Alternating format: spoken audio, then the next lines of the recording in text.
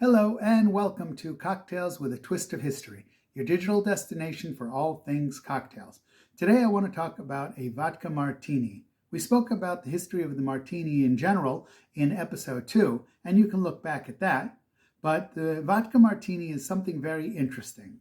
Some say it's not a martini at all, and some say it's a new category of its own. I'm not such a purist to say that it's not a martini because I don't define a martini as only using gin. It obviously grew in popularity because of the James Bond books and movies, and I'm a big fan of that genre. I believe a martini is defined by the proportion of large to small, it has to be served very cold, and it has to have an elegance to it. Vodka itself is a great base alcohol because it molds so well to anything you add to it. It does not have a bold taste of its own, and so a small amount of something is a large added flavor and will blend well. If you're making a martini with vodka, you have to use a very good vodka because there's nowhere for it to hide. It will make or break the cocktail. Okay, let's make a classic vodka martini. Here we go. We are going to do it as a stirred cocktail in spite of what I said about James Bond. And here we go. We are going to use a full 2 ounces of our vodka. Here we go, full 2 ounces of our vodka.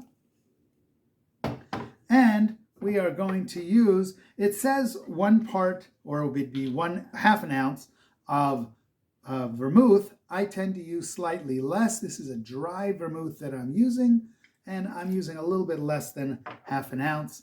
I just tend to go a little light on the vermouth or things that have a bold taste. Now we have our ice in it. We have lots of ice, and we are going to stir. Now this does need a lot of stirring because it needs to dilute and it needs to be very cold. Here we go. And a lot of stirring. That should be good. We're going to get our strainer and we're going to put it into a martini glass. And here we go. Perfect. Look at that. Now, very important for a martini is the garnish. And here we are going to use an olive. This one happens to be a garlic stuffed olive. It really does something nice to the martini. And let's try it. Here we go. Cheers. Oh, that is really nice. Very crisp. You get the flavor from the vermouth. It comes forward because, like we said, the vodka really doesn't have anything to hide it. A delicious cocktail. I used to make them shaken. Now I stir them. You should make them both ways and try them side by side and see which one you like. The difference is the shaken one will have more dilution and it will be colder. But the stirred one, it is a little bit gentler on the spirit. And so that's why they say you should stir it. Really, when you look at it, it becomes clear. 2 other tips for a martini is that you should have them that they are very cold.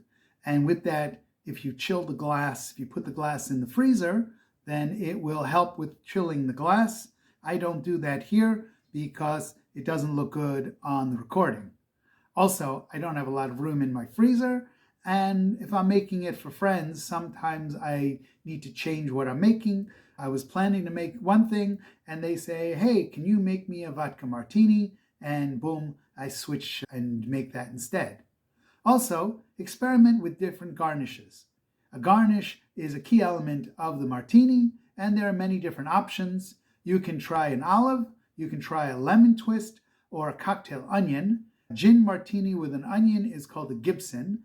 The vodka one with the vodka onion is called a vodka Gibson martini. Not very creative. Also, there doesn't seem to be the, quote, need to use an odd number when it comes to the onion, and I don't know why. But as always, if you know more pieces of the story, you can put it in the comments. You can send it to us by email, or you can tell it to the bottle. We want to know. Also, please make sure to like, subscribe, follow, and to send a link of this show to somebody else so they can enjoy cocktails with a twist of history. Thank you.